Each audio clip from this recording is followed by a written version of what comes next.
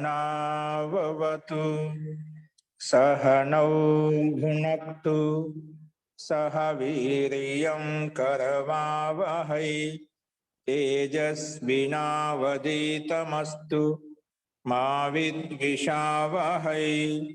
ओम शांति शांति शांति।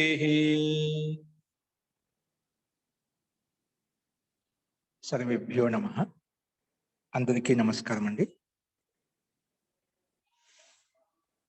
మనము ప్రారంభిక రచనానువాద కౌముదిలో 11వ అభ్యాసం మొదలు పెట్టుకున్నాము. ఈ 11వ అభ్యాసంలో మనము శబ్దకోశం వరకు చెప్పుకున్నాము.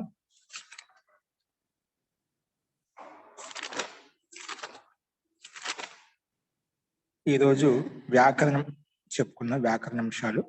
తో నిన్నటి పాఠంలో గాని ఇంత ముందుకు పాఠంలో గాని వాక్య నిర్మాణంలో గాని ఎవరికైనా ఏదైనా సందేహం ఉంటే అడగండి. ఎవరికైనా సందేహాలు ఉంటే హ్యాండ్ సింబల్ ప్రెస్ చేయండి, నేను పేరు పెట్టి పిలుస్తాను.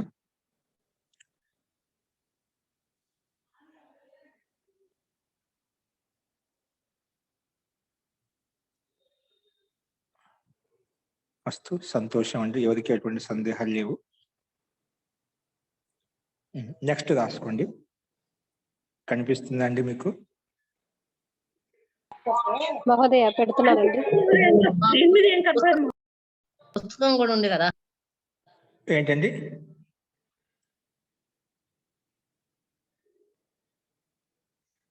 కనబడం లేదు మహోదయ. కనిపిస్తుందండి.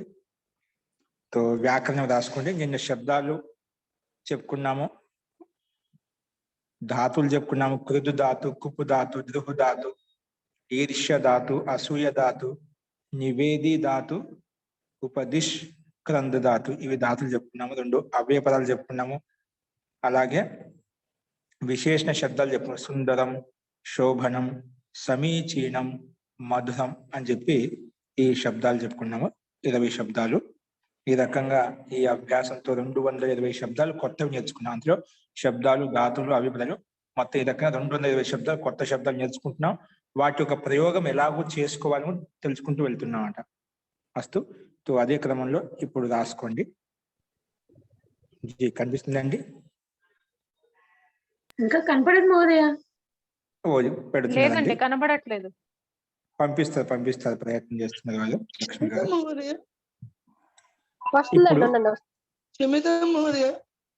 జీ లక్ష్మి గారు చెప్పండి.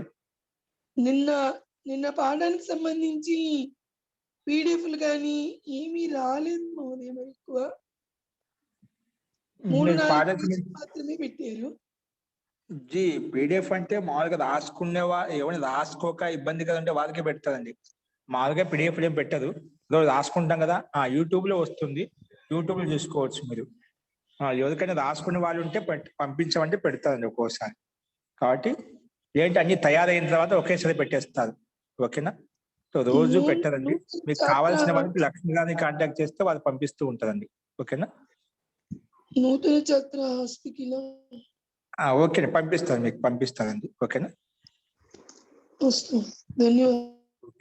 రాసుకుని వ్యాకరణం వెడ్డింగ్ పెట్టుకుని వ్యాకరణం వ్యాకరణం వ్యాకరణం బ్రాకెట్ రాసుకోండి. సర్వనామ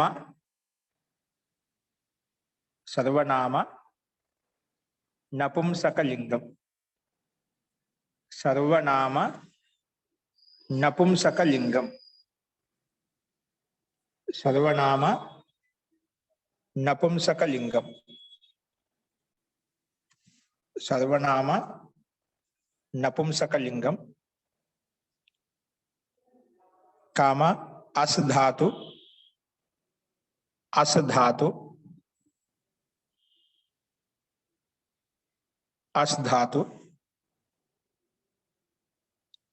కామ చతుర్థీ విభక్తి.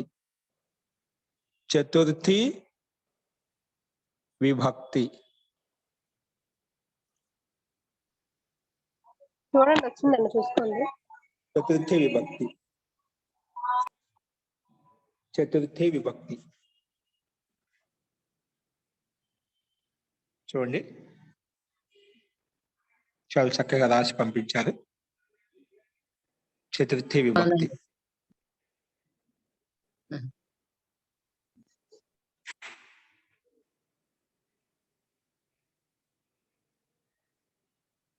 ఓకే, రాసుకో. సూచన రాసుకో కింద. సూచన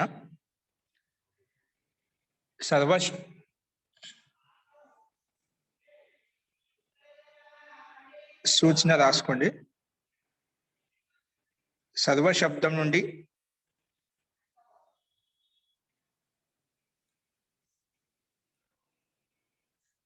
కిం శబ్దం వరకు, సర్వ శబ్దం నుండి కిం శబ్దం వరకు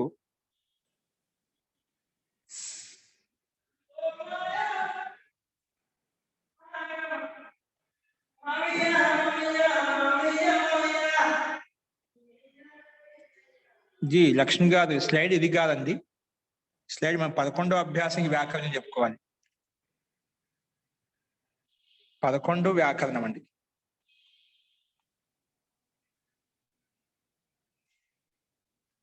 అస్తు రాసుకోండి.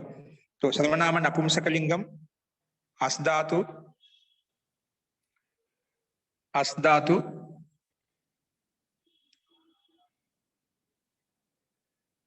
अस्धातु ఇక్కడ కనిపిస్తుంది చూడండి. సర్వనామ నపుంసక లింగం కూడా పెట్టుకోండి. अस्धातु अस्धातु చతుర్థి విభక్తి. చతుర్థి విభక్తి. ఓకేనా? చతుర్థి విభక్తి రాసుకోండి, కింద రాసుకోండి. సర్వ శబ్దానికి అది బ్రాకెట్ క్లోజ్ చేయండి. సర్వనామ నపుంసకలింగం అసధాతు కామ చతుర్థి విభక్తి.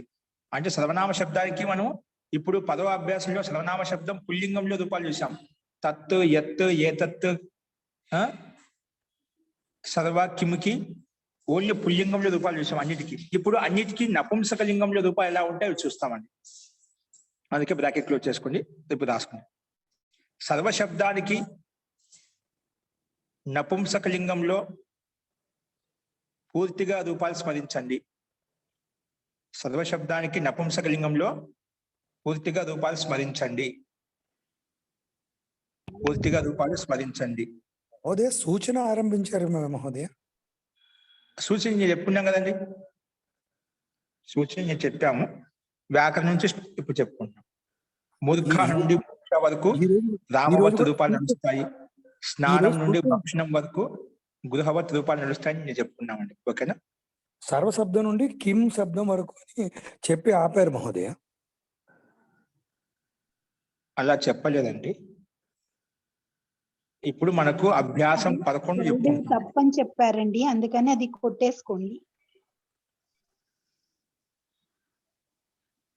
సర్వ శబ్దానికి నపుంసక లింగంలో పూర్తిగా రూపాలు స్మరించండి. చూడు శబ్ద సంఖ్య 34. పరిశిష్టంలో 34 సంఖ్య రాసుకోండి. 34 రాసుకోండి. వీటి యొక్క రూపాలు ఏంటో ఒకసారి వీటి వినండి. కేవలము సర్వ శబ్దానికి పుల్లింగం రాసుకుని సర్వ, సర్వౌ, సర్వే ప్రథమ విభక్తిలో, సర్వం, సర్వౌ, సర్వాన్ ద్వితీయ విభక్తిలో. ఈ పుల్లింగానికి ఇక్కడ నపుంసకలింగంలో ఏమొస్తుందంటే సర్వం, సర్వే, సర్వాణి, సర్వం, సర్వే, సర్వాణి. ప్రథమ విభక్తిలో సేమ్ అదే విధంగా వస్తుంది. ద్వితీయ విభక్తిలో కూడా సేమ్ అదే విధంగా వస్తుంది. సర్వం, సర్వే, సర్వాణి ప్రథమ విభక్తి. ద్వితీయ విభక్తులు కూడా సేమ్. సర్వం, సర్వే, సర్వాణి. ప్రథమ విభక్తిలో ద్వితీయ విభక్తిలో సమానంగా ఉంటాయి. తృతీయ విభక్తి నుంచి మొదలుకొని మొత్తము పుల్లింగంలో తృతీయ విభక్తి రూపాలు ఎలా ఉన్నాయో అక్కడి నుంచి మొదలుకొని మొత్తం సప్తమి విభక్తి వరకు అన్ని కూడా పుల్లింగ శబ్ద రూపాలకు సమానంగానే నపుంసక లింగ శబ్ద రూపాలు అర్థం చేసుకోవాలి. ఓన్లీ ప్రథమ విభక్తిలో ద్వితీయ విభక్తిలో సర్వం, సర్వే, సర్వాణి, సర్వం, సర్వే, సర్వాణి. అలాగే తత్ శబ్దం అయితే తత్, తే, తాని, తత్, తే, తాని. యత్ శబ్దం అయితే యత్, ఏ యాని, యత్ ఏ యాని. అలాగే ఏతదైతే ఏతత్ ఏతే ఏతాని, ఏతత్ ఏతే ఏతాని. సర్వ శబ్దానికి సర్వం సర్వే సర్వాణి. ఇలాగా అన్నిట్లో సమానంగా ఈ రకంగా ఉంటాయి. మిగిలిన తృతీయ విభక్తి నుంచి మొదలుకొని సప్తమి విభక్తి వరకు పుల్లింగంలో ఉండే రూపాలు నపుంసక లింగంలో కూడా ఉంటాయి. కాబట్టి అన్నిట్లో తత్తే తాని, యత్ ఏ యాని, సర్వం సర్వే సర్వాణి, ఏతత్ ఏతే ఏతాని, కిం కే కాని, కిం కే కాని. ఈ 5 రూపాలకు ఇవి ఉంటాయి. మిగిలిన రూపాలను కూడా పుల్లింగానికి సమానంగానే చూసుకోవాలి. ఫస్ట్ నెక్స్ట్ రాసుకోండి. ఇప్పుడు నెక్స్ట్ రాసుకోండి. తత్ కామ, తత్ కామ, ఇక్కడ చూడ స్లైడ్ కనిపిస్తుంది. తత్ కామ, యత్ కామ, ఏతత్,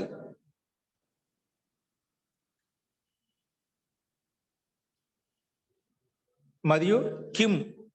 ఏతత్ కామ మరియు కిం శబ్ద, కిం సర్వనామ శబ్దాల యొక్క రూపాలు. అంటే ఈ 4 తత్ శబ్దానికి తత్, యత్, ఏతత్, కిం ఇవన్నీ సర్వనామ శబ్దాలు. సర్వనామ శబ్దాల యొక్క రూపాలు, సర్వనామ శబ్దాల యొక్క రూపాలు, సర్వనామ శబ్దాల యొక్క రూపాలు. అంటే 7 సర్వనామ శబ్దాలు ఇవి. తత్, యత్, ఏతత్, కిమ్, ఒకటి సర్వశబ్దం ముందు చెప్పుకున్నాం. ఈ 5 సర్వనామ శబ్దాల యొక్క రూపాలు నపుంసక లింగంలో సర్వశబ్దానికి సమానంగా నడుస్తాయి. నపుంసక లింగంలో సర్వశబ్దానికి సమానంగా నడుస్తాయి. సర్వశబ్దానికి సమానంగా నడుస్తాయి. తత్, యత్, ఏతత్ మరియు కిం సర్వనామ శబ్దాల యొక్క రూపాలు కాదు రూపాలు నపుంసక లింగంలో సర్వశబ్దానికి సమానంగా నడుస్తాయి.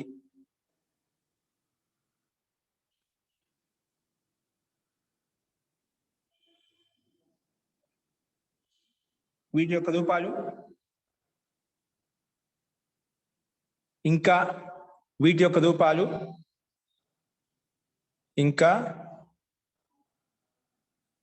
సర్వశబ్దానికి సమానం నడుస్తాయని చెప్పాం కదా, అక్కడ కింద రాసుకోండి. సర్వం సర్వే సర్వాణి. ఇక్కడ తర్వాత రాసుకుంటూ సర్వశబ్దానికి సమానం నడుస్తాయి కదా, సర్వశబ్దానికి సమానం ఎలా నడుస్తాయని చెప్పి ఒకటి రూపం రాసుకోండి. సర్వం సర్వే సర్వాణి అలా రాయండి. సర్వం సర్వే సర్వాణి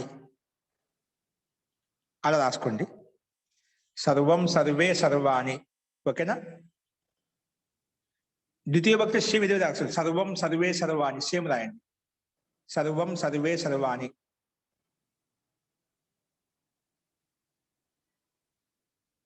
సర్వం సర్వే సర్వాణి రాసేదా? 2 సార్లు రాయండి. సర్వం సర్వే సర్వాణి ప్రథమ విభక్తి బ్రాకెట్ పెట్టుకోండి. మళ్ళీ సర్వం సర్వే సర్వాణి ద్వితీయ విభక్తి అది బ్రాకెట్ పెట్టుకోండి.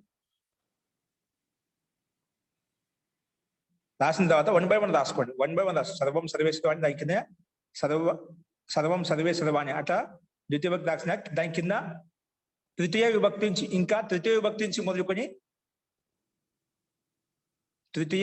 నుంచి మొదలుకొని సప్తమి విభక్తి వరకు, తృతీయ విభక్తి నుంచి మొదలుకొని సప్తమి విభక్తి వరకు సర్వశబ్దానికి సమానంగానే, సప్తమి విభక్తి వరకు పుల్లింగ సర్వశబ్దానికి సమానంగానే, పుల్లింగ సర్వశబ్దానికి సమానంగానే రూపాలు నడుస్తాయి. పుల్లింగ సర్వశబ్దానికి సమానంగానే రూపాలు నడుస్తాయి. అర్థమేనండి? సర్వం సర్వే సర్వాణి, సర్వం సర్వే సర్వాణి. ఇంకా మిగిలిన తృతీయ విభక్తి నుంచి మొదలుకొని సప్తమి విభక్తి వరకు రూపాలు పుల్లింగ సర్వశబ్దానికి సమానంగా నడుస్తాయి. అంటే పుల్లింగంలో సర్వనామ శబ్దానికి ఏ విధంగా ఉన్నాయి తృతీయ విభక్తి నుంచి మొదలుకొని ఇక్కడ సేమ్ అదే విధంగా వస్తాయి అన్నమాట. ఏం మార్పు ఉండవు. ఓకేనా? అంటే సర్వేన వస్తాయి. సర్వాభ్యాం సర్వై అలాగా మహాదయ. సేమ్ అలాగండి. సర్వేణ సర్వాభ్యాం సర్వై, ఓకే సర్వస్మై సర్వాభ్యాం సర్వేభ్యః, సర్వస్మాత్ సర్వాభ్యాం సర్వేభ్యః, సర్వస్య సర్వయోః సర్వాణం, సర్వస్మిన్ సర్వయోః సర్వేషు. Same okay. పైన పుల్లింగంలో రూపాలు ఇవి చెప్పుకున్నాము, తృతీయ విభక్తి నుంచి మొదలుకొని నపుంసకలింగం యొక్క తృతీయ విభక్తులు కూడా సేమ్ అదే విధంగా ఉంటాయి, మార్పే ఓకే ఉండదు. ఓకే మహాదయ.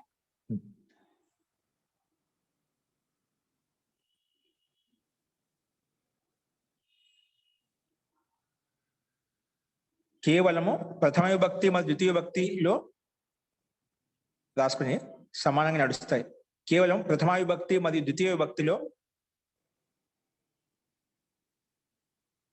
ప్రథమ విభక్తి మరియు ద్వితీయ విభక్తిలో తత్ కామ యత్ కామ ఏతత్ కామ కిం శబ్దాలకు మాత్రం నపుంసకలింగంలో నపుంసకలింగం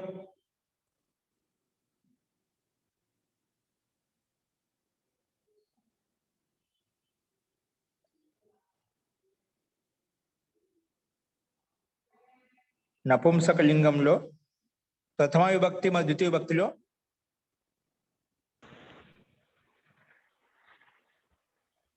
ఈ శబ్దాలకు మాత్రం నపుంసకలింగంలో ప్రథమ విభక్తి మరియు ద్వితీయ విభక్తి యొక్క రూపాలు మాత్రమే ప్రథమ విభక్తి మరియు ద్వితీయ విభక్తి యొక్క రూపాలు మాత్రమే భిన్నంగా ఉంటాయి.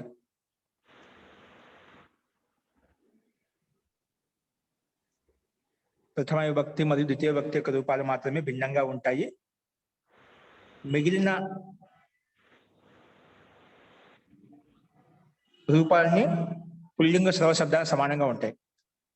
మిగిలిన రూపాలు అన్ని పుల్లింగ సర్వనామ శబ్దానికి సమానంగా ఉంటాయి. ఓకే, అస్తు. నెక్స్ట్ రాసుకోండి. అస్ధాతునకు విధిలింగంలో మరియు నెక్స్ట్ రెండో పాయింట్కి రాసుకోండి. ఈ పాయింట్ చెప్పిన దాని యొక్క సందేహం ఉందా? ఈ శబ్దాన్నిటికీ ఇప్పుడు తత్తుకి తత్తే తాని వస్తుంది. ఇక్కడ ఎత్తుకి ఎత్ ఏ యాని వస్తుంది. ఏ తత్తుకి ఏ తత్ ఏతే ఏ తాని, కిమ్కి కిమ్ కే కాని వస్తాయని. అలాగే ద్వితీయ విభక్తి సేమ్ వస్తుంది. తృతీయ విభక్తి నుంచి మొదలుకొని ఈ శబ్దాలకు పుల్లింగంలో రూపాలు ఎలా రాసుకున్నామో అన్నిటికీ అవే రూపాలు ఉంటాయి. దీంట్లో ఏ మార్పులు ఉండవు అన్నమాట, సేమ్ అదే విధంగా ఉంటాయి. ఓకే, తృతీయ విభక్తి నుంచి మొదలుకొని సప్తమ విభక్తి వరకు ఒకే విధంగానే ఉంటాయి. ఓకే, ఏ శబ్దాలు మహోదయ? తత్ యత్ ఏ తత్ కిం వీటికి పుల్లింగంలో రూపాలు ఎలా చెప్పుకున్నామో అవే రూపాలు తృతీయ విభక్తి నుంచి కూడా నపుంసకలింగంలో అదే విధంగా ఉంటాయి. నపుంసకలింగంలో పుల్లింగంలో తృతీయ విభక్తి నుంచి మొదలుకొని సప్తమ విభక్తి వరకు రూపాలు సమానంగా ఉంటాయి. కేవలం నపుంసకలింగంలో 2 రూపాయలు మాత్రమే మారుతాయి, ప్రథమ విభక్తి ద్వితీయ విభక్తి. మిగిలినటువంటి పుల్లింగానికి సమానంగా రాసుకోవాలి, అంటే సర్వశబ్దానికి సమానంగా రాసుకోవాలి. అస్తు. నెక్స్ట్ రెండో పాయింట్ రాస్తుంది. అస్ధాతునకు విధిలింగంలో మరియు లిట్ లకారంలో రూపాలు స్మరించండి. అస్ధాతునకు లిట్ లకారంలో మరియు అస్ధాతునకు విధిలింగంలో మరియు అసధాతువునకు విధిలింగంలో మరియు లిట్ లకారంలో అసధాతునకు విధిలింగంలో మరియు లిట్ లకారంలో రూపాలు స్మరించండి. ఇది కొంచెం ఇది ఎరేస్ చెయ్యరా కొంచెము?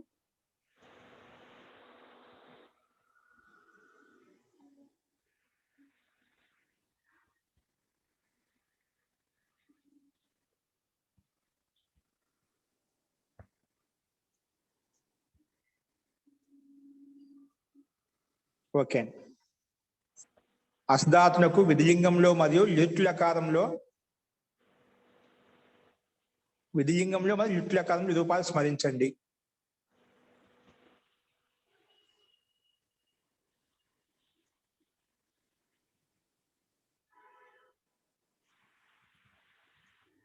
అస్ధాతునకు కూడా అని రాసుకున్నాం. స్మరించిన తర్వాత అసధాతునకు కూడా లిటు లకారంలో, అసధాతునకు కూడా లిటు లకారంలో, అసధాతునకు కూడా లిటు లకారంలో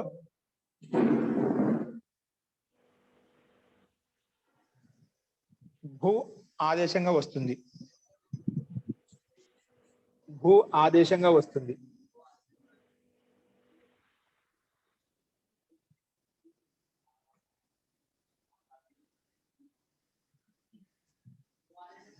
భూ ఆదేశంగా వస్తుంది.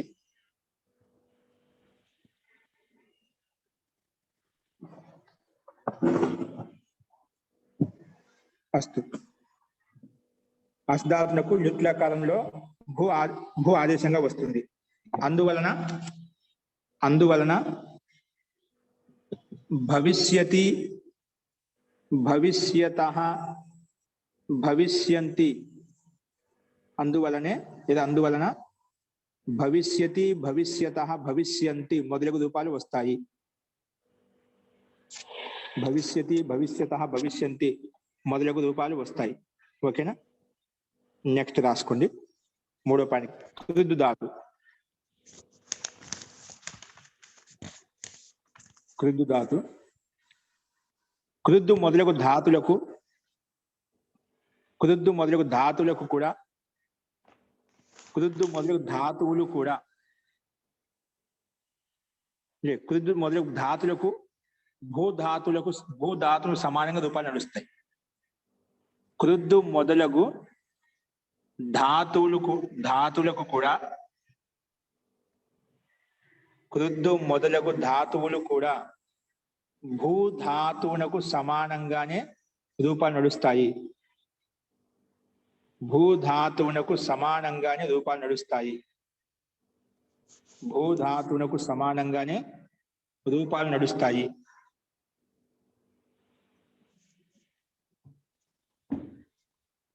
కింద రాసుకున్న ఉదాహరణ ఒక్కో దానికి. కృద్దు ధాతుకి కృద్యతి, స్పెల్లింగ్ మిస్టేక్ పడింది, చూసి రాసుకుని. కృద్యతి, క్రాకి రూపతి ఇవ్వండి. కృద్యతి ఒక రూపం చెప్పుకున్నాం. రెండోది కుప్పు ధాతుకి కుప్యతి, కుప్యతి రెండింటికి అర్థం కోపగించుకోవడం. కుప్యతి. మూడోది దృహు ధాతుకి దృహ్యతి, దృహ్యతి, దృహ్యతి. 4 ఈర్ష్య ధాతుకి ఈరిష్యతి, ఈరిష్యతి. యకారం పైన రేపం ఉండాలండి. యకారం పైన రేపం వస్తుంది. ఈరిష్యతి, ఈరిష్యతి. నెక్స్ట్ అసూయతి.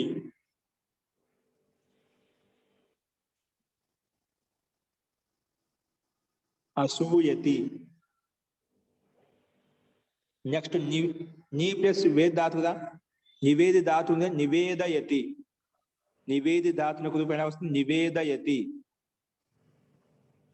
ఉపదిష్ ధాతుకి ఉపదిశతి.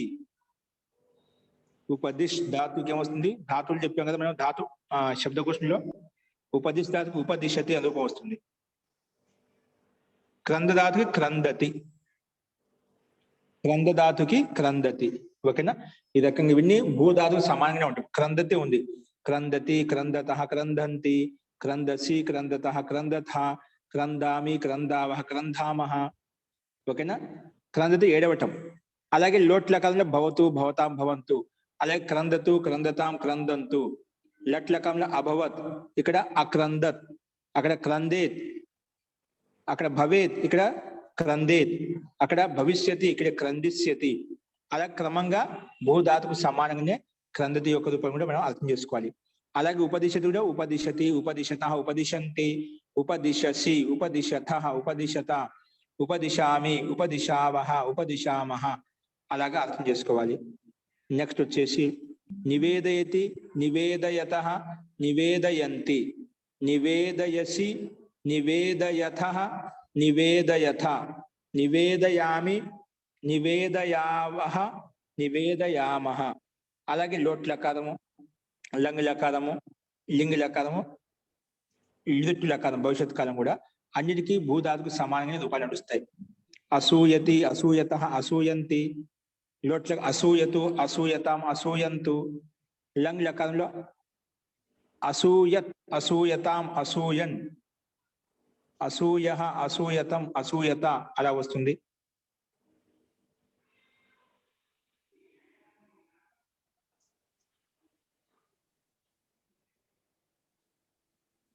లింగ లకారంలో అసూయేత్ అసూయేతాం అసూయేరన్ అసూయేయు భవేత్ భవేతాం భవేయు అసూయేత్ అసూయేతాం అసూయేయు లంగ్ లకారంలో ఆసూయత్ ఆసూయత్ దీర్ఘం వస్తుంది.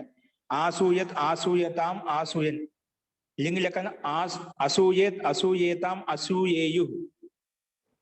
అదే భవిష్యత్ కాలంలో అసూయిష్యతి అసూయిష్యతః అసూయిష్యంతి అలాగా అర్థం చేసుకోవాలి మనము. ఈర్ష్యతి ఈర్ష్యతః ఈర్ష్యంతి ఈర్ష్యతు ఈర్ష్యతాం ఈర్ష్యంతు ఐర్ష్యత్ ఐర్ష్యతాం ఐర్ష్యన్ ఈర్ష్యేత్ ఈర్ష్యేతాం ఈర్ష్యేయు భవిష్యత్ కాలంలో ఈర్ష్యిష్యతి ఈర్ష్యిష్యతః ఈర్ష్యిష్యంతి అలాగా రూపాలు వస్తాయి. అలాగే దృహదాత్కి దృహ్యతి దృహ్యతః దృహ్యంతి లోట్లక దృహ్యతు దృహ్యతాం దృహ్యంతు లంగ్ లకారంలో అదృహ్యత్ అదృహ్యతాం అదృహ్యన్ లింగ్ లకారంలో దృహ్యేత్ దృహ్యేతాం దృహ్యేయు. అదే భవిష్యత్ కాలంలో దృహిష్యతి దృహిష్యతః దృహయిష్యతి దృహయిష్యతః దృహయిష్యంతి అలా వస్తుంది. అలాగే కుప్యతి కుప్యతః కుప్యంతి కుప్యతు కుప్యతాం కుప్యంతు అకుప్యత్ అకుప్యతాం అకుప్యన్ అన్ని ఒక్కొక్క లకారంలో ఒక్కొక్క రూపం చెప్పుకున్నా ఒక విభక్తి ఒక ప్రథమ పురుషుని చెప్పుకుంటూ వెళ్తున్నానండి. కుప్యేత్ కుప్యేతాం కుప్యేయు కోపిష్యతి కోపిష్యతః కోపిష్యంతి కుప్పిష్యతి కుప్పిష్యతః కుప్పిష్యంతి అలా వస్తాయి.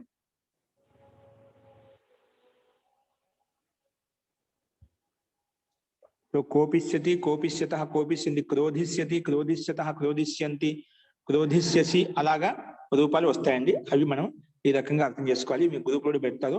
అన్నిటికీ ఈ ధాతులు ఎన్నైతే చెప్పుకున్నామో అన్నిటికీ మీకు భవిష్యత్ కాలంలో వరకు అంటే 5 రకాలు మీకు వచ్చేసి ఉండాలి ప్రతిదీ కూడా. కాబట్టి ఇలా ప్రయత్నం చేసి రాసుకోండి. మీకు ఒకటి గ్రూపులో పెడతారు, దాన్ని చూసి రాసుకోండి. అస్తు. ఇవి ఇంతవరకు కొన్ని శబ్దాల గురించి చెప్పుకున్నాము.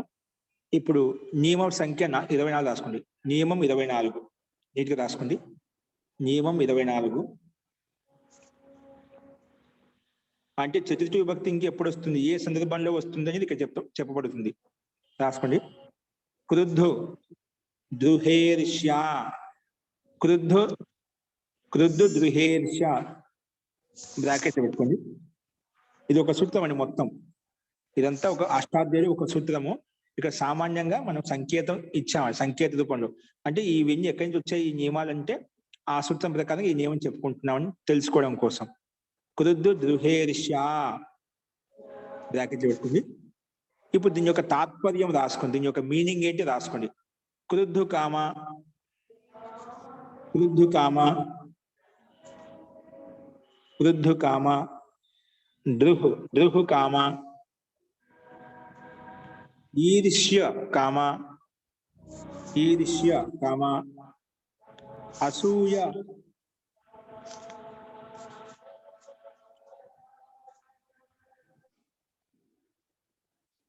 అసూయ కామ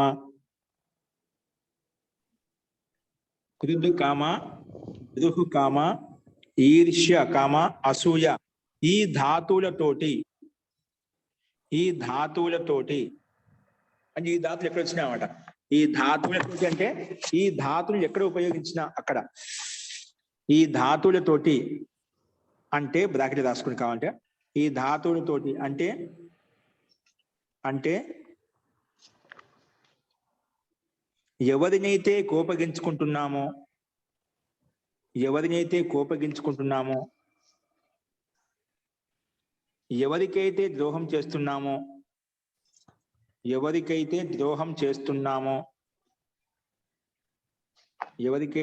చేస్తున్నామో ఎవరినైతే ఈర్షిస్తున్నామో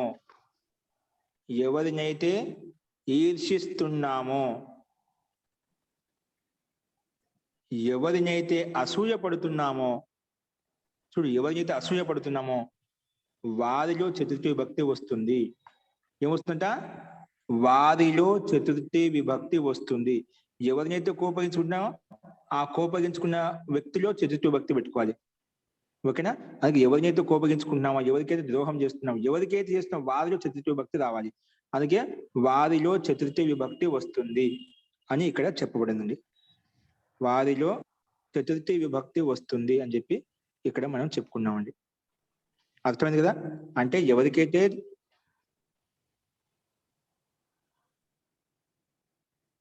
ఎవరినైతే కోపగించుకుంటున్నామో, ఎవరికైతే ద్రోహం చేస్తున్నామో, ఎవరినైతే ఈర్షిస్తున్నామో, ఎవరినైతే అసూయపడుతున్నామో వారిలో చతుర్థి విభక్తి వస్తుంది. ఓకే, అస్తు.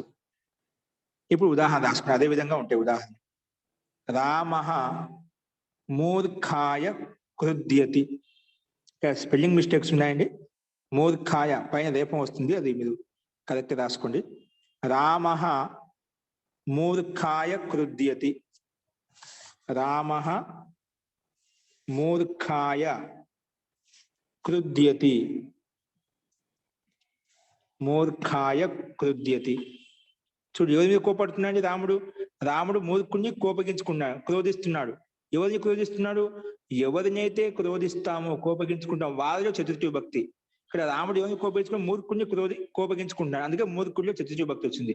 సో మూర్ఖ శబ్దం ఏ లింగంలో ఉంది? పుల్లింగంలో ఉంది. అంటే పుల్లింగంలో చతుర్థి విభక్తి వస్తుంది, మూర్ఖాయ అని వచ్చింది అన్నమాట. అందుకే రామః మూర్ఖాయ క్రుధ్యతి.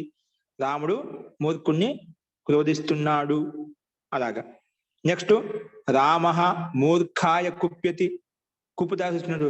అది కూడా అంటే ఎవరినైతే కోపగించినా వారి చతుర్థి విభక్తి. రామః మూర్ఖాయ కుప్యతి. ఏదంటే రామః మూర్ఖాయ ద్రోహ్యతి. రాముడు మూర్ఖుడికి ద్రోహం చేస్తున్నాడు.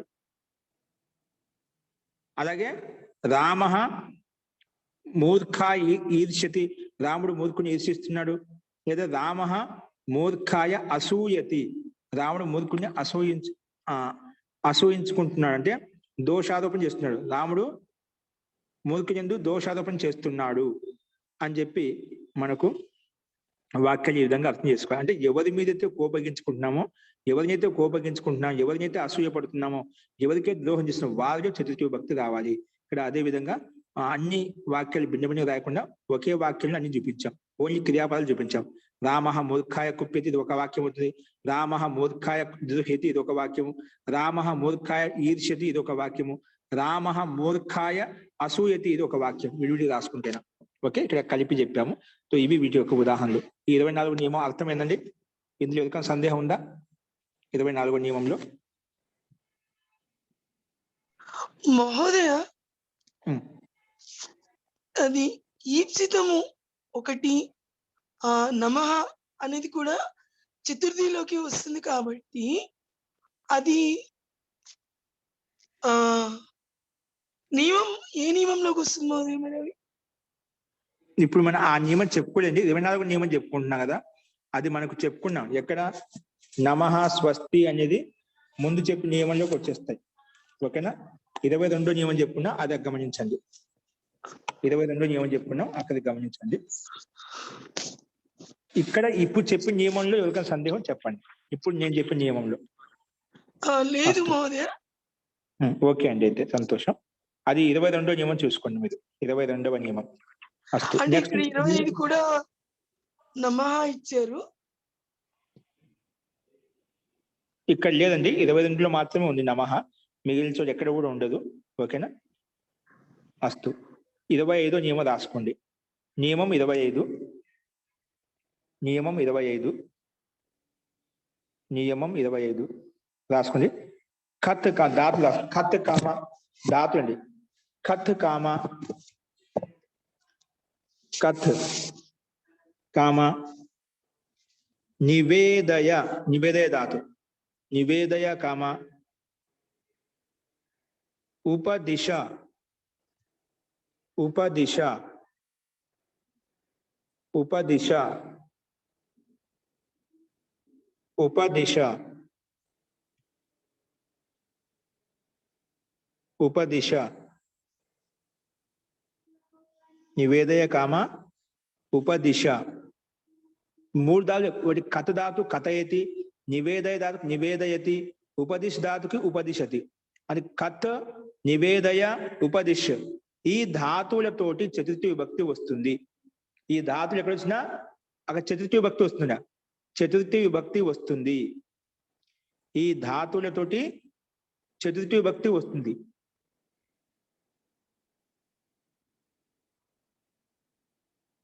ఈ ధాతువులతోటి చతుర్థి విభక్తి వస్తుంది. అంటే ఎవరికైతే కథని ఎవరికైతే చెప్తున్నాడో, ఎవరినైతే నివేదిస్తున్నాడో, ఎవరికైతే ఉపదేశిస్తున్నాడో, ఎవరికైతే వారిలో చతుర్థి విభక్తి రావాలి. అర్థమైందా? ఎవరికైతే చెప్తున్నామో, ఎవరికైతే ఉపదేశిస్తున్నామో, ఎవరినైతే నివేదిస్తున్నామో వారిలో చతుర్థి విభక్తి రావాలి. అదేవిధంగా ఇక్కడ ఉదాహరణ ఇచ్చామట. ఓకేనా? వారిలో చతుర్థి విభక్తి వస్తుంది. లాస్ట్ కి చెప్పిన వాక్యం మరొక్కసారి చెప్పరా? కథ, నివేదయ, ఉపదిశ ఈ ధాతువులతోటి చతుర్థి విభక్తి వస్తుంది. చతుర్థి విభక్తి వస్తుంది. ఇంకా ఇంకా ఉపదిశ్ ఇంకా ఇంకా ఉపదిశ్ ధాతుతోటి ద్వితీయ విభక్తి కూడా వస్తుంది. ఇంకా ఉపదిశ్ ధాతుతోటి ద్వితీయ విభక్తి కూడా వస్తుంది. ద్వితీయ విభక్తి కూడా వస్తుంది. ఇంకా ఉపదిశ్ ధాతువుతోటి ద్వితీయ విభక్తి కూడా వస్తుంది. ఏంటండి? చతుర్థి అని చెప్పారు. నై, కథ, నివేదయ, ఉపదిశ ఈ ధాతువులతోటి చతుర్థి విభక్తి వస్తుంది. ఇంకా ఉపదిశ్ ధాతువుతోటి ద్వితీయ విభక్తి కూడా వస్తుంది. చతుర్థి వస్తుంది, ఉపదిశ్ ధాతు ద్వితీయ విభక్తి కూడా వస్తుంది అన్నమాట. రెండు కరెక్టే. ఎక్స్ట్రా కూడా చెప్పుకుంటాం ఇక్కడ. చతుర్థి వస్తుంది పైన చెప్పిన ప్రకారంగా, ద్వితీయ కూడా వస్తుంది అన్నమాట. ఓన్లీ ఉపదిశ్ ధాతుతోటి. ఇంకా ఉపదిశ్ ధాతుతోటి ద్వితీయ విభక్తి కూడా వస్తుంది. అర్థమైందే? మహోదయ, ద్వితీయ విభక్తి కూడా కనిపిస్తుంది.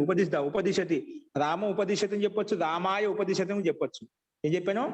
రాముడికి ఉపదేశిస్తున్నాడు, రామాయ ఉపదిశతి. అలా చతుర్థి విభక్తులు పెట్టుకోవచ్చు. రెండు వస్తాయన్నమాట. ఓకేనా? అస్తు. ఉదాహరణ రాసుకోండి. ఉదాహరణ తీసుకోండి. ఉదాహరణ శిష్యాయ కథయతి. కథదాతు తీసుకున్నాం. శిష్యాయ కథయతి.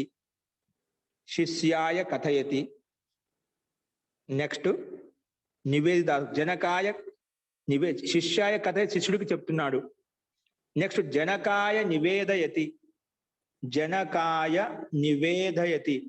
అంటే తండ్రిని నివేదిస్తున్నాడు.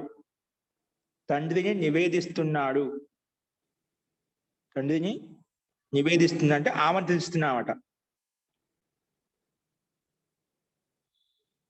అలాగే పుత్రాయ ఉపదిశతి. చతుర్థి పుత్రాయ ఉపదిశతి లేదా పుత్రం ఉపదిశతి. రెండు వస్తాయన్నమాట. రెండు కరెక్టే. అంటే కొన్ని చోట్ల ద్వితీయ భక్తి పెట్టుకోవచ్చు, కొన్ని చోట్ల మనకి ఇష్టానుసారంగా చతుర్థి విభక్తి కూడా వస్తుంది. రెండు విభక్తులు కరెక్టే. చతుర్థియం పెట్టుకోవచ్చు, ఉపదిశ ధాతు వచ్చినప్పుడు మాత్రమే. ద్వితీయ భక్తి కూడా పెట్టుకోవచ్చు. అంటే రెండు రకాలుగా రాయొచ్చు ఈ వాక్యాన్ని. పుత్రాయ ఉపదిశతి, గురుహు పుత్రాయ పితా పుత్రాయ ఉపదిశతి, లేదా పితా పుత్రం ఉపదిశతి. కరెక్ట్ని మనం అధ్యయనం చేసుకోవాలి. సో పుత్రం ద్వితీయ విభక్తి, పుత్రాయ చతుర్థి విభక్తి, రెండు విభక్తులు వస్తాయన్నమాట. రెండు కరెక్టే. కాబట్టి ఉపదిశ ధాతుతోటి కూడా చతుర్థి విభక్తే కాకుండా ద్వితీయ విభక్తి కూడా వస్తుంది అని చెప్పి ఈ నియమం ద్వారా తెలుసుకున్నాం. సో కథ, నివేదయ, ఉపదిశ ఈ మూడు ధాతులు ఎక్కడ వచ్చినా అక్కడ ముఖ్యంగా చతుర్థి విభక్తి వస్తుంది. ఒకవేళ ఉపదిశ ధాతుతోటి ద్వితీయ విభక్తి కూడా వస్తుంది. కానీ ఉపదిశ ధాతుతోటి ద్వితీయ విభక్తి కూడా వస్తుంది అని చెప్పి ఆ నియమానుసారంగానే ఉదాహరణ మనం చెప్పుకున్నామండి. అస్తు. ఇప్పుడు నెక్స్ట్ రాసుకున్న నియమం 26. ఓ మహోదయ, ఒక ఉపదిశితి ధాతు తోటి మాత్రమేనా? ఉపదిశ ధాతుతోటి మాత్రమే రాసుకోండి. అట్లా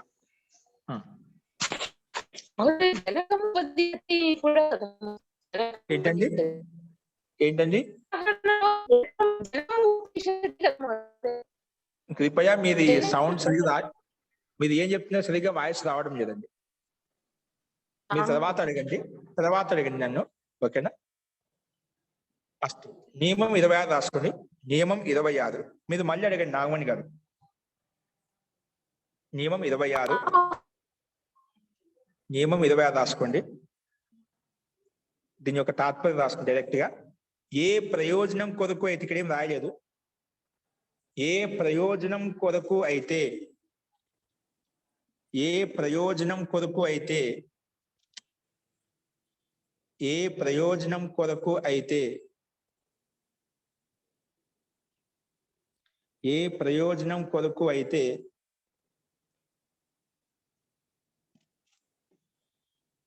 వస్తువు లేదా క్రియ జరుగుతుందో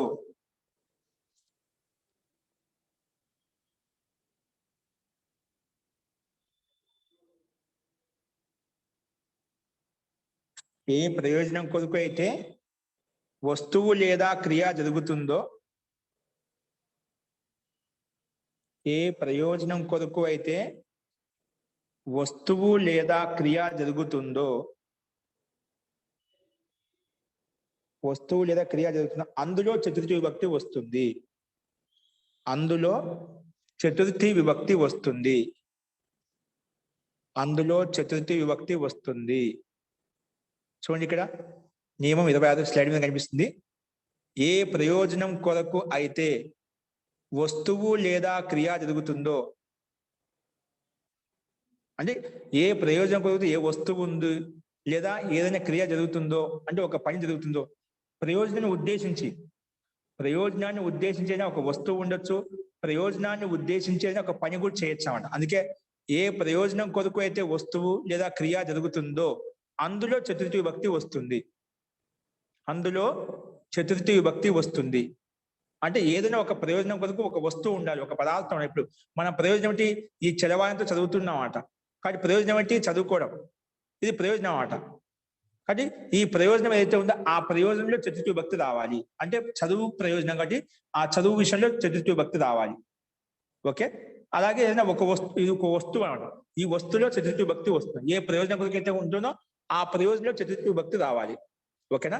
ఈ వస్తువు ప్రయోజనకారి వస్తువు, ఈ మొబైల్ అనేది, చలవాణి అనేది ఏ ప్రయోజనం కొరకు ఉంది? విద్య అధ్యయనం కోసం ఉంది, ఇంకా మిగిలిన గతివిధిని తెలుసుకోవడం కోసం ఉంది. అట్లా ఏ ప్రయోజనం కొరకు అయితే ఉంటున్నామో ఆ ప్రయోజనంలో చతుర్థి విభక్తి వస్తుంది. ఓకే? సో అందులో చతుర్థి విభక్తి వస్తుంది. ఉదాహరణ రాసుకోండి. మోక్షాయ హరిం నమతి. మోక్షం కొరకు హరిం అంటే విష్ణువుని నమస్కరిస్తున్నాడు. ఏ ప్రయోజనం చేత ఏ ప్రయోజనం కొరకు నమస్కరిస్తున్నాడు? ప్రయోజనం ఏంటి నమస్కరించడానికి? మోక్షం ప్రయోజనం అంట. మోక్షాన్ని ఉద్దేశించి, మోక్ష ప్రయోజనాన్ని లక్ష్యంగా పెట్టుకొని రోజు నమస్కరిస్తున్నాడు పరమాత్మకి, హరికి అంటే విష్ణువుకి రోజు నమస్కరిస్తున్నాడు. రోజు స్తుతి వందన చేస్తున్నాడు, పూజ చేస్తున్నాడు. ఏ ప్రయోజనం కొరకు చేస్తున్నాడు? మోక్షాయ. మోక్షాయ అందుకే చతుర్థి విభక్తి వచ్చిందంట. ఏ ప్రయోజనం కొరకు అయితే ఏమైతే చేస్తామో, ఇక్కడ క్రియ చేసామంట, రోజు నమన క్రియ చేస్తున్నామంట. ఏం చేస్తున్నాం? నమన క్రియ, నమస్కరించే క్రియ చేస్తున్నామంట రోజు. కాబట్టి ఎవరికైతే నమస్కరిస్తున్నాం వారిలో, ఏ ప్రయోజనం కొరకైతే నమస్కరిస్తున్నాం, ఏ ప్రయోజనాన్ని ఉద్దేశించి నమస్కరిస్తున్నాం వారిలో చతుర్థి విభక్తి రావాలి. అందుకే మోక్షాయ హరిం నమతి. నెక్స్ట్ మోక్షం కొరకు విష్ణుని నమస్కరిస్తున్నాడు. దాని తెలుగు మీనింగ్ రాసుకోవచ్చు. మోక్షం కొరకు విష్ణు, హరి అంటే విష్ణుని నమస్కరిస్తున్నాడు. నెక్స్ట్ రెండో ఉదాహరణ. శిశు దుగ్ధాయ క్రందతి. శిశు కిమర్థం క్రందతి? శిశు పాల కోసం ఏడుస్తున్నాడు. ఎందుకోసం ఏడుస్తున్నాడు? శిశుడు ఏడడానికి ప్రయోజనం ఏంటి? పాలు. అంటే ప్రయోజనం ఏదైతే ఉందో, ఇక్కడ పాలు ద్రవ్యం, ఒక పదార్థం, ఒక ద్రవ్యం. ఆ ద్రవ్యం కోసం ఏడుస్తున్నాడు. అట్లా ఏ ప్రయోజనం కొరకైతే ఏడుస్తున్నా ఆ ప్రయోజనంలో చతుర్థి విభక్తి రావాలి. ఏ ప్రయోజనం కొరకు ఏడుస్తున్నాడు? శిశువు క్రందతి. శిశువు ఏడుస్తున్నాడు ఎందుకోసం? దుగ్ధాయ పాల కోసం ఏడుస్తున్నాడు అన్నమాట. కాబట్టి పాల కోసం ఏడుస్తున్నాడు అంటే పాలు ఇక్కడ ద్రవ్యం, పదార్థం. కాబట్టి అందులో ఏ దాని కోసం అయితే ఏడుస్తున్నా అందులో చతుర్థి విభక్తి రావాలి. అందుకే దుగ్ధాయ క్రందతి. శిశువు పాల కోసం ఏడుస్తున్నాడు, పాల కొరకు ఏడుస్తున్నాడు, ఏదైనా తీసుకోవచ్చు. ఓకే, ఇవి 26వ నియమం. నెక్స్ట్ రాసుకోండి నియమం 27. నియమం 27. నియమం 27 రాసుకోండి. చతుర్థి విభక్తి యొక్క అర్థంలో, చతుర్థి విభక్తి యొక్క అర్థంలో, చతుర్థి విభక్తి యొక్క అర్థంలో అర్థం మరియు చతుర్థి విభక్తి యొక్క అర్థంలో చతుర్థి విభక్తి యొక్క అర్థంలో అర్థం అవే పదాలు చెప్పినదా, అర్థం మరియు కృతే, అర్థం మరియు కృతే, అర్థం మరియు కృతే. దీంట్లో ఏం లేవండి, అర్థం మరియు కృతే. ఈ రెండు అవ్యయ పదాలను ఉపయోగిస్తాము. చతుర్థి విభక్తి యొక్క అర్థంలో అర్థం మరియు కృతే ఈ రెండు అవ్యయ పదాలను ఉపయోగిస్తాము. ఏ అర్థంలో ఉపయోగిస్తాము? చతుర్థి విభక్తి యొక్క అర్థంలో ఉపయోగిస్తాం. చతుర్థి విభక్తి యొక్క అర్థం ఏంటి? కొరకు లేదా కోసం, కొరుకునికై. ఓకేనా? ఆ అర్థంలో అర్థం, కృతే అనే ఈ రెండు అవ్యయ పదాలను ఉపయోగిస్తారు, ఉపయోగిస్తాము. ఓకేనా? అర్థమైన 27 నియమం. చతుర్థి విభక్తి యొక్క అర్థంలో అర్థం మరియు కృతే ఈ రెండు అవ్యయ పదాలను ఉపయోగిస్తారు. అవేంటి చిన్న చూడండి. అర్థం శబ్దం, అర్థం శబ్దం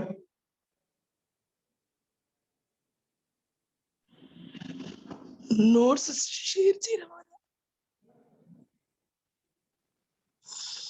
అర్థం శబ్దం, అర్థం శబ్దం సమాసమైనప్పుడు, అర్థం శబ్దం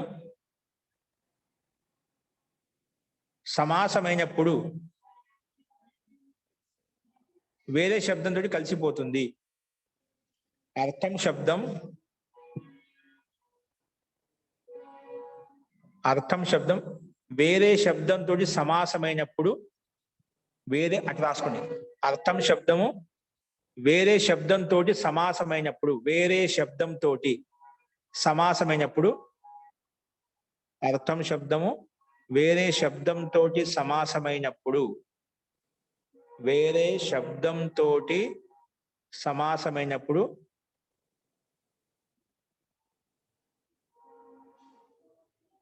ఆ శబ్దంతో కలిసిపోతుంది.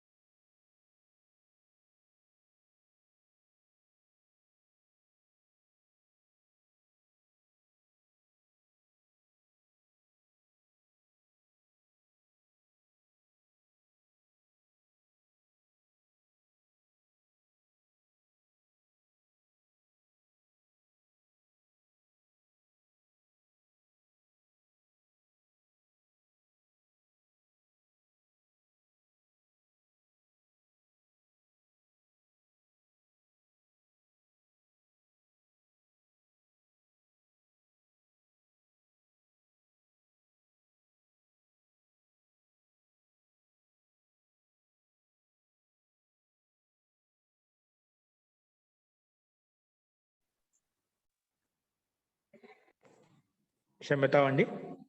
తో అర్థం శబ్దం సమాసమైనప్పుడు వేరే శబ్దంతో కలిసిపోతుంది అలా రాయండి. అర్థం శబ్దం సమాసమైనప్పుడు వేరే శబ్దంతో కలిసిపోతుంది.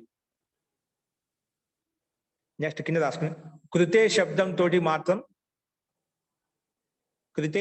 కృతే రెండో శబ్దం, రెండో అవయవ పదం ఏంటి? కృతే శబ్దంతో మాత్రం, కృతే శబ్దంతో మాత్రం ఎల్లప్పుడూ షష్ఠి విభక్తి వస్తుంది. కృతే శబ్దంతో మాత్రం ఎల్లప్పుడూ షష్ఠి విభక్తి వస్తుంది. అంటే కృతే శబ్దం ఎక్కడ ఉపయోగించినా అక్కడ షష్ఠి విభక్తి వస్తుందండి ఖచ్చితంగా. కృతే శబ్దంతో ఎల్లప్పుడూ షష్ఠి విభక్తి వస్తుంది. మీకు ఉదాహరణతో స్పష్టమవుతుంది, దాచుకోండి కింద. అర్థం శబ్దము వేరే శబ్దంతో కలిసిపోతుంది. అర్థం శబ్దం సమాసం అయినప్పుడు వేరే శబ్దంతో కలిసిపోతుంది. రెండోది కృతే శబ్దంతో మాత్రం ఎల్లప్పుడూ షష్ఠి విభక్తి వస్తుంది. కృతే శబ్దంతో మాత్రం ఎల్లప్పుడూ షష్ఠి విభక్తి వస్తుంది. ఎల్లప్పుడూ షష్ఠి విభక్తి వస్తుంది. ఓకే అండి. ఉదాహరణ ఇప్పుడు రాసుకోండి. ముందుగా అర్థం శబ్దాన్ని ఉపయోగించి వాక్యం ఎలా వస్తుంది, చతుర్థి విభక్తి యొక్క అర్థం వస్తుంది చెప్పాం. అంటే కొరకు, కోసం అనే అర్థం రావాలి. చూడండి, పఠనార్థం, పఠన శబ్దం ప్లస్ అర్థ శబ్దం, రెండు శబ్దాలు కలిసి పఠన ప్లస్ అర్థ, రెండు శబ్దాలు కలిసి పఠనార్థం అయిపోయింది. పఠనార్థం ఇక్కడ అర్థ శబ్దం ఏంటి? పఠన శబ్దంతో అనమాట. అందుకే పఠనార్థం అంటే చదువుకోవడం కోసం. భోజనార్థం భోజనం కోసం. భోజనార్థం భోజనం కొరకు లేదా భోజనం కోసం ఏదైనా పెట్టుకోవచ్చు, కొరకు కోసం మన ఇష్టం. స్నానార్థం, సో అన్నిట్లో అర్థం శబ్దం వస్తుందా అంటే ఇక స్నాన శబ్దంతో అర్థం శబ్దం కలిసిపోయింది సమాసం అయినప్పుడు, భోజన శబ్దంతో అర్థం శబ్దం కలిసిపోయింది సమాసం అయినప్పుడు, పఠన శబ్దంతో అర్థం శబ్దం కలిపేసాము సమాసం చేసుకున్నాం. అంటే రెండు పదాలు కలిపినప్పుడు అర్థం శబ్దం వేరే శబ్దంతో కలిసిపోతున్నాను మొత్తానికి. సో స్నానార్థం, భోజనార్థం, పఠనార్థం, ఇలా అర్థ శబ్దం ఎక్కడ అంతిమంలో వచ్చినా అది చతుర్థి విభక్తి యొక్క అర్థాన్ని ఇస్తుంది. ఓకేనా? మమార్థం నా కోసం. అదేవిధంగా గ్రామార్థం గ్రామం కోసం, నగరార్థం నగరం కోసం, ఓకే, బాలకార్థం బాలకుని కోసం, దుగ్ధార్థం పాల కోసం, ఏదని చెప్పుకోవచ్చు. అట్లా ఎన్నో రాసుకోవచ్చు, 100 శబ్దాలు రాసుకోవచ్చు మనం. ఓకేనా? ఇంకోటి ఇది అయిపోయింది. నెక్స్ట్ రాదు. ఇప్పుడు కృతే శబ్దం ఏం చెప్పే, కృతే శబ్దంతో మాత్రం ఎల్లప్పుడూ షష్ఠి భక్తి వస్తుందట. కృతే శబ్దం ఎక్కడ కనిపించింది అక్కడ దాని ముందు షష్ఠి భక్తి పెట్టుకోవాలి. చూడ అవే వాక్యాలు. పఠనార్థం అనే శబ్దం ఇంకొక రకం ఎలా రాయొచ్చు? పఠనస్య కృతే అంటే చదవడం కోసం, అర్థం అదే ఉంటుంది. పఠనార్థం అనే వాక్యాన్నే చదవడం కోసం అనే వార్త ఇంకో రకం ఎలా చెప్పాము? పఠనస్య కృతే అంటే చదవడం కోసం అనే అర్థం వస్తుంది.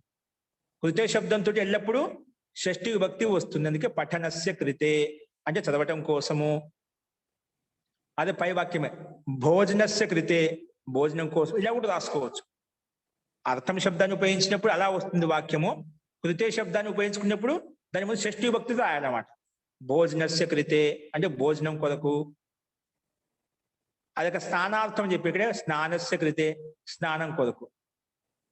అలాగా కృతే మొదలు అర్థం ఈ రెండు అవ్యయ పదాలను చతుర్థి విభక్తి యొక్క అర్థంలో రాయొచ్చు. సో చతుర్థి విభక్తి యొక్క అర్థం ఏంటండి? పఠనాయ, భోజనాయ, స్నానాయ అలా రాయొచ్చు. అంటే 3 రకాలు రాశాం. ఇదే అర్థాన్ని డైరెక్ట్ గా చతుర్థి విభక్తిలో పఠనాయ రాయొచ్చు. పఠనాయనే చదవడం కోసమే, భోజనాయ అన్న భోజనం కోసము, స్నానాయ స్నానం కోసం. అలా 3 రకాలు రాసుకోవచ్చు. అది కూడా రాస్తాం కింద. మామూలుగా చతుర్థి విభక్తిలో రాస్తాము పఠనాయ, భోజనాయ, స్నానాయ, ఇలాగా. ఇది డైరెక్ట్ గా చతుర్థి విభక్తి యొక్క అర్థం అన్నమాట. దాన్ని అర్థం శబ్దంతో లేదా కృత శబ్దాన్ని ఉపయోగించి కూడా రాసుకోవచ్చు. ఓకే, ఇప్పుడు అర్థమైంది కదా? 3 రకాలుగా మనం ఇదే అర్థాన్ని 3 రకాలు రాశాం. అలాగా 100 శబ్దాలు మనకు సొంతం కల్పించి రాసుకోవచ్చు. గ్రామాయ గచ్చతి, గ్రామార్థం గచ్చతి, గ్రామస్య కృతే గచ్చతి, గ్రామాయ గచ్చతి, గ్రామస్య కృతే గచ్చతి, గ్రామార్థం గచ్చతి. అలాగే ఎన్నో రాసుకోవచ్చు. ఓకేనా?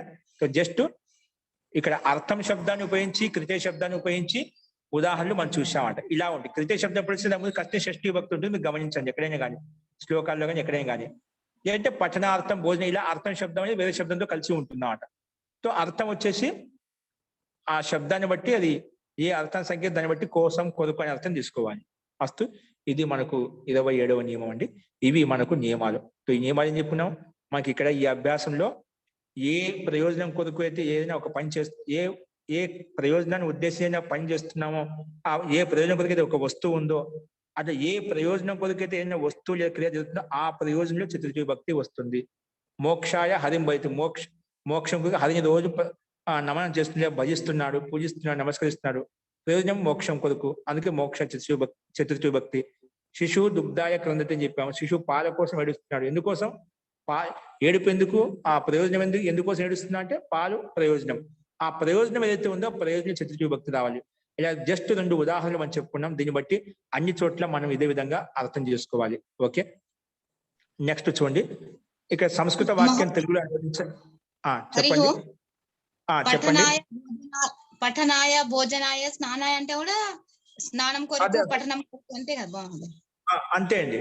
రామాయ రాముడి కొరకు, ఏ రామార్థం రాముని కొరకు, ఏ రామస్య కృతే రాముని కొరకు. ఓకే, పుల్లింగాలు చూసాం. స్త్రీలింగంలో అలా వస్తుంది. సీతాయ సీతార్థం, సీతాయాః కృతే షష్ఠి భక్తులు, సీతాయాః కృతే. అర్థం సేమ్ ఉంటుంది, రాయడానికి ప్రక్రియ భిన్నంగా 3 రకాలు రాసుకోండి. అయితే చతుర్థి భక్తిలో ఒకసారి అర్థం శబ్దాన్ని ఉపయోగించి లేదా కృతే శబ్దాన్ని ఉపయోగించి, ఓకేనా? అలాగే 100 శబ్దాలు మన ఇష్టమైన స్థలంగా రాసుకోవచ్చు. అస్తు జీ. ఇప్పుడు చెప్పిన నియమాల యొక్క సందేహం ఉందా? 26వ నియమం, 27వ నియమం, 25వ నియమం యొక్క సందేహం ఉందా? అందరికీ ఈ నియమాలు అర్థమైతే మనం 100 వాక్యాలు సొంతంగా రాయొచ్చండి. మనకి నియమం అర్థం కాదనుకోండి, ఎక్కడ చతుర్థి భక్తి పెట్టుకోవాలని చెప్పి మనకి ఏం అర్థం కాదు. మనకి ఏ శ్లోకం తీసుకున్నా, ఏ రామాయణం యొక్క శ్లోకం తీసుకున్నా, ఏ భగవద్గీత శ్లోకం తీసుకున్నా మనకి అన్ని ఇదే విధంగా ఉంటాయి. ఇక్కడ చెప్పిన నియమాల ప్రకారంగా ఉంటాయి. చతుర్థి భక్తి ఉందంటే ఇదే అర్థం ఉంటుంది, కొరకు కోసం అర్థం ఉంటుంది ఖచ్చితంగా. అక్కడ తృతీయ భక్తి ఉందంటే కరణం సాధనంగానే ఉపయోగపడుతుంది. ద్వితీయ భక్తి అంటే అది ఇష్టమై ఉంటుంది, ఆ కర్తకి ఇష్టమై ఉంటుంది. అట్లా మనం చెప్పిన అర్థంలోంచి ఏదో ఒక అర్థం కంపల్సరీగా ఉంటుంది అన్నమాట. దుమూలి ప్రథమ భక్తి చెప్పాం కదా, రాముడు, రాముని చేత, రాముని కొరకు, రాముని వలన, రాముని యొక్క, రాముని యందు. అలాగే 7 విభక్తులకు అర్థాలు ఇదే విధంగా ఉంటాయి. ఏ విభక్తి అయినా, ఏ శబ్దమైనా కూడా. తర్వాత శబ్దాలను ఉంటాయి, లేదంటే మనకు క్రియాపదాలు ఉంటాయి. క్రియ అంటే అది లట్లకారం కావచ్చు, లేదా లోట్లకారం కావచ్చు, లంగలకారం కావచ్చు, ఏదో ఒకటి. శబ్దాలు మనకు ధాతులు అంటే క్రియాపదాలు. ఈ రెండింటిలో ఏదో ఒకటి ఉంటుందండి మనం. కాబట్టి ఇవే బాగా నేర్చుకోవాల్సింది మనం. కాబట్టి వీటిని గుర్తు పెట్టుకోవాలి, ప్రాక్టీస్ చేసుకోవాలి. ఎక్కడ ఏ విభక్తి వస్తుందో తెలియాలి. చతుర్థి అంటే ఈ అర్థాలు ఉన్నాయా లేదా, ఇప్పుడు చెప్పిన ప్రయోజనం ఉందా లేదా, ఇటువంటి ఇక్కడ చెప్పిన ప్రయోజనం ఉంటేనా ఆ ప్రయోజనం చతుర్థి విభక్తి వస్తాం. ఇక్కడ ఇంకా చెప్పిన అర్థం శబ్దము, కృత శబ్దం ఎప్పుడు ఉపయోగించినా అక్కడ చతుర్థి విభక్తి వస్తుంది. ఇలాంటి మన నియమాలు చెప్పుకుంటూ వచ్చామంట. ఓకే, అలాగే కథధాతు, నివేదయ ధాతు, ఉపదిశ ధాతు ఎక్కడ వచ్చినా అక్కడ చతుర్థి విభక్తి వస్తుంది.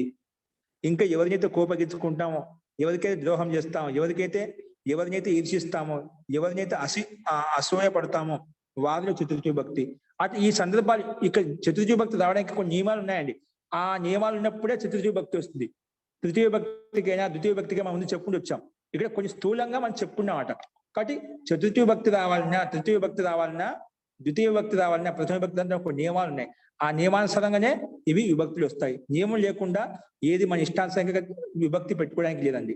ఈ అర్థాలు ఉంటే ఆ విభక్తి వస్తుంది, ఆ అర్థం లేకుంటే ఆ విభక్తి కూడా రాదు. కర్త అంటే స్వతంత్రంగా ఉండేవని చెప్పాను. ఆ కర్తకైతే అత్యంత ఇష్టంగా ఉంటుందో దానికి కర్మ అని పేరు పెట్టాం.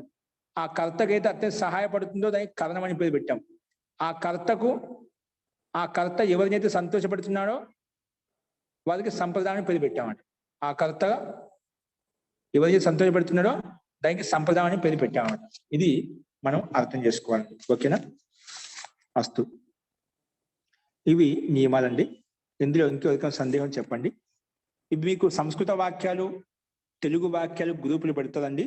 వీటిని మీరు ఆన్సర్స్ రాసుకొని వచ్చేయండి. ఇప్పుడు మీకు ఇక్కడ కనిపిస్తుంది, ఇవే మీకు గ్రూపులు పెడుతుందా. అందరూ క్వశ్చన్స్ రాసుకోండి, సంస్కృత వాక్యాలు. వాటికి ఆన్సర్ మీ నియమాన్ని ఉపయోగించి, శబ్దకోశం ఉపయోగించి ఉంటాయి. రేపు డైరెక్ట్ గా నేను వాక్యాలు చెప్తానండి.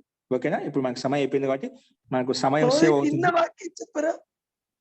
ఏంటండి? చిన్న వాక్యం చెప్పరా అండి? ఏ వాక్యం చెప్పాలండి? అర్థము మీరు శబ్దంతో కలిసిపోతుందని ఇచ్చారు కదా, అందుకే పట్టణార్థం చెప్పారా. రామ పట్టణార్థం వచ్చి రాముడు పట్టణం చదవడం కోసం వెళ్తున్నాడు. బాలక భోజనార్థం గచ్చిది, బాలకుడు భోజనం కోసం వెళ్తున్నాడు. శిశువు స్నానార్థం గచ్చిది, శిశువు స్నానం కోసం వెళ్తున్నాడు. అలా ఎన్నో రాసుకోవచ్చు, మన ఇష్టం. వాక్యాలు భిన్నమైన మాట చెప్పుకోవచ్చు.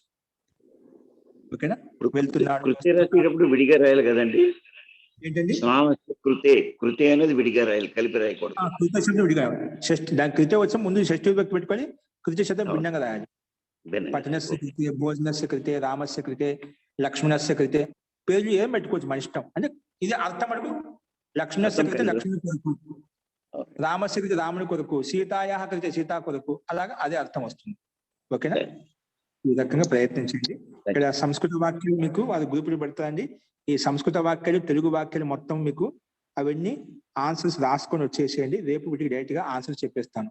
ఓకేనా? గ్రూపులు పెడతా చూసి మీరు ఈ నియమాలను ఉపయోగించే ఉంటాయి. వాక్యాలు శబ్దకోశాన్ని ఉపయోగించే ఖచ్చితంగా అవే ఉంటాయి. ఖచ్చితంగా నియమాలు ముందు పెట్టుకుంటే ఖచ్చితంగా రాసేయచ్చండి. కాబట్టి ఆ ప్రయత్నం చేయండి. అందరికీ అర్థం తప్పైనప్పుడు వల్ల అందరూ సొంతంగా రాసుకొని వచ్చేయండి. ఓకేనా? అది నియమాలను ఉపయోగించే ఉంటాయి కాబట్టి ఇబ్బంది లేదు. ఏదైనా అర్థం కాకుంటే మరి రేపు అడగండి. అస్తు. ఇంకేమైనా సందేహం? జీ. రామస్య కృతే లక్ష్మణః అరణ్యం గచ్చతి. కరెక్టేనా మహోదయ? రామస్య కృతే లక్ష్మణః అరణ్యం గచ్చతి. కరెక్టే కదా? రామస్య కృతే రాముడి కొరకు లక్ష్మణుడు అరణ్యానికి వెళ్తున్నాడు. అట్లా వాక్యం పొడిగించుకు రావచ్చు. మన ఇష్టం ఎలా రాసుకోవచ్చు. అందుకే ఒక సిద్ధాంతం తెలిసిందే, దాన్ని బేస్ చేసుకుని మన సొంతంగా వాక్యం ఎంత పొడిగించుకుంటూ పోవచ్చు అండి. అందుకే ముందు వాక్య నిర్మాణం తెలుసుకుంటామట. అది మీరు బేస్ చేసుకుని ఒక చిన్న నియమం తెలిస్తే మొత్తం అని తెలిసిపోతుందండి. మనకేదో దాన్ని ఒక టిక్ చిన్నది ఒక తెలియాలి. దాన్ని బట్టి రెండోది మన సొంతంగా రాసుకోవాలి. రెండోది స్టెప్ ఏముంటుంది. ఓకేనా? అది మనకి ఎక్కడ ఏ వ్యక్తి తెలుస్తుందో దాన్ని బట్టి మనం వాక్య నిర్మాణం సొంతంగా బాగా తయారు చేసుకోవచ్చు అండి. వెళ్ళాడు అంటే అగచ్చత్ అని పెట్టాలి మహోదయ్. వెళ్ళాడు అంటే, వెళ్ళిండు అంటే అగచ్చత్. వెళ్ళాడంటే అగచ్చత్, వెళ్ళిపోయాడు అగచ్చత్, వెళ్తున్నాడంటే గచ్చతి, వెళ్ళాలి అంటే గచ్చతు. అలాగనే అక్కడ మన లకాలు మనకి పైన చెప్పిన లట్టు లోటు లంగు. వెళ్తున్నాడు గచ్చతి, వెళ్ళాడు అగచ్చత్, వెళ్తాడు గచ్చేత్ లేదా గచ్చతు, వెళ్తాడు భవిష్యత్ కాలం గమిష్యతి, వెళ్ళాలి అన్నప్పుడు గచ్చతు లేదా గచ్చేత్. వెళ్తాడండి, వెళ్ళలేదు, వెళ్తాడు గమిష్యతి. అవి మటుకు లకాలు ఎలా చెప్పుకుని అలాగే ఉంటాయి. క్రియాపదం మటుకు లట్లో ఉంటే వర్తమాన కాలము, లోట్లో ఉంటే ఆజ్ఞార్థము, లంగు ఉంటే భూతకాలము, లింగు ఉంటే కూడా భూత ఆజ్ఞార్థము, ఇది ఉంటే భవిష్యత్ కాలంలో అర్థం చేసుకోవాలి. అర్థాలు పైన చెప్పిన క్రియాపదాలు ఏ విధంగా చెప్పుకున్నామో అర్థాలు అదే విధంగా ఉంటాయి. మహోదయ రామేణ సహా అని కూడా వస్తుంది కదా వాక్యం అండి. మనకి ఈ పదాలను ఉపయోగించి చతుర్థి భక్తి సహాయం ఎందుకు వస్తుంది? మనకు చతుర్థి భక్తి నియమాలను ఉపయోగించి వాక్యం గమనించండి. తృతీయ భక్తి గురించి మాట్లాడకుండా ఇప్పుడు అదే దాని గురించే మాట్లాడండి. ఓకేనా? మనం ఏ భక్తి ఏ ప్రకారం మాట్లాడుకుంటున్నామో, ఏ సందర్భంలో ఉంటున్నామో అక్కడే మాట్లాడుకుంటే మనకు అది వాక్యాలు అర్థమవుతాయండి. ఓకేనా?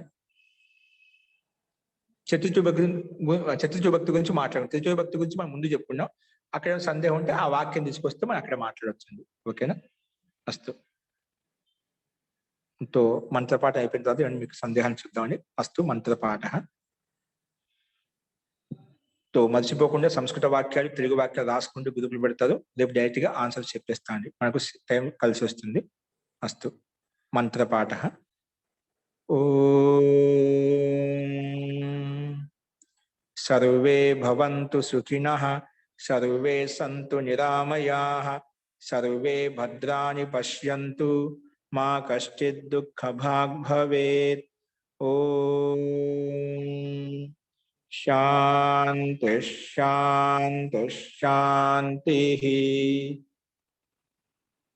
సర్వేభ్యో నమః. అందరికీ నమస్కారం అండి. నమస్తే మహోదయ.